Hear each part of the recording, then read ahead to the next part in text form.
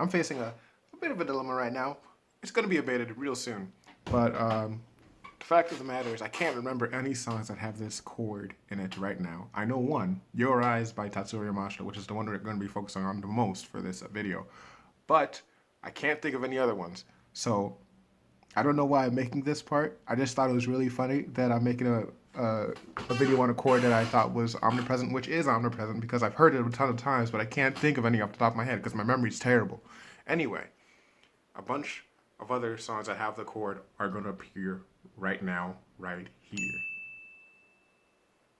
I'm not a liar.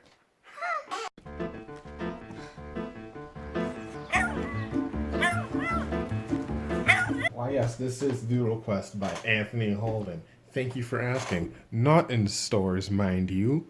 This is exclusive. Get fucked.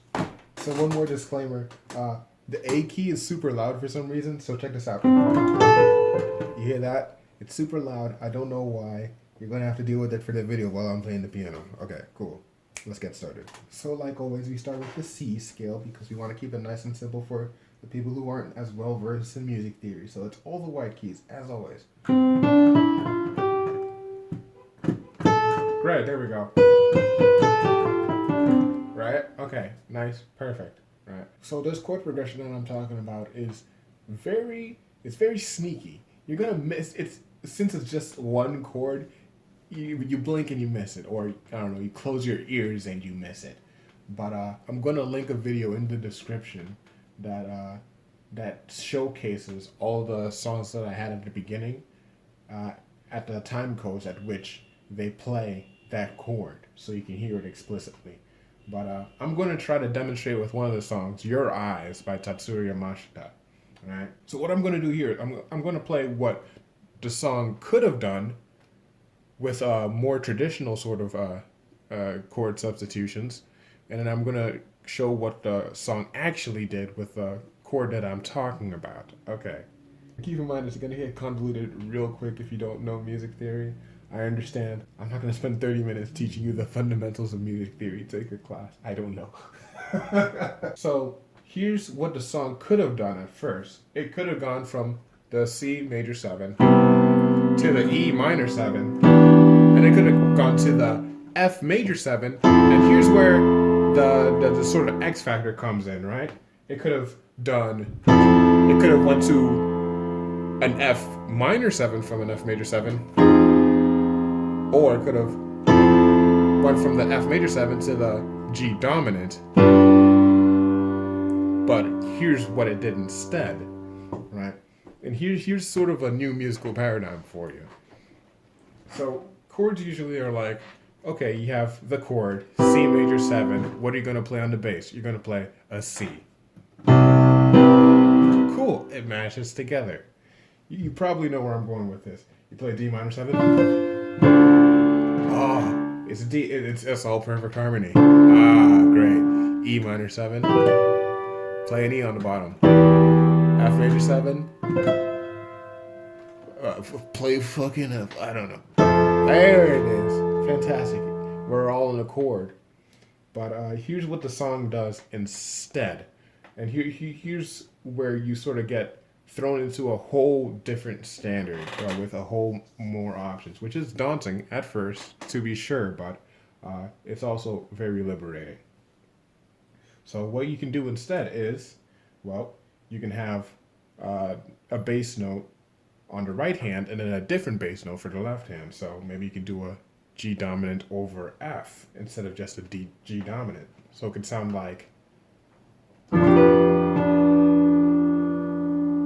and that's adding a lot of tension, and it's going to want to be resolved, like, inherently, because there's sort of this friction going on between the right and left hand, and I love it. It's fantastic. Okay, shut up for a second. Okay, so when you're looking at a chord like G dominant over F, right, which is basically the 5 dominant over the 4, you're probably thinking like, well, why is that the chord that sort of got the most popular in 80s songs? Why not something like the 7, the flat 7 dominant over the 6?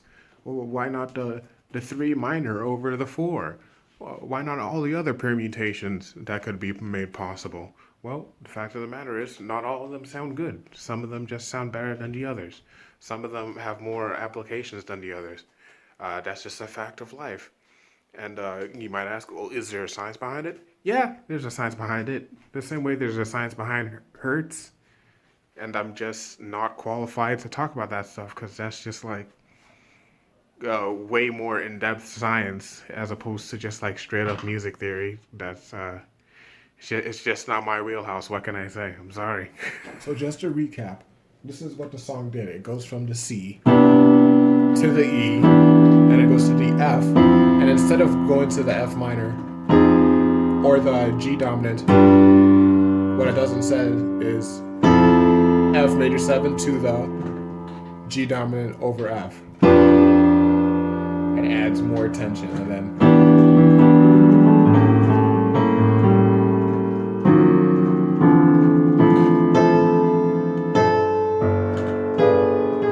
just, resolves. So the thing about this song is, and a lot of the songs that use that sort of chord progression is, it became really popular in the 80s.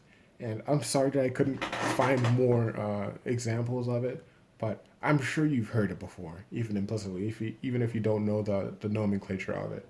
So if you can spot it in your listening rotations, go ahead, link it in the comments. Have fun. Hey man, what's up? Oh yeah, I'm just composing a song, and I have no idea what to do next. I got like this F major 7 chord, and I think I'm just gonna do a G dominant next. The transitional chord. Ah man, dude, I boy, do I got stuff for you, man. I got this thing. You should do it's a novel concept. It's a G dominant over F. Whoa, that's amazing. Yeah, that's great. Oh my God, thank you so much. I'm glad I consulted you about this. Yeah, anytime, man. That's what friends are for. uh, I'm just gonna turn my back now. That idea is all yours for you to have. I'll see you next. Why? What a turn of events. Why are you attacking me? Oh no. No witnesses. I have to pretend that it is mine.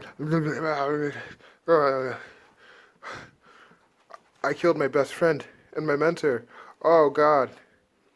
Look at what the lust for power has done to me. Uh.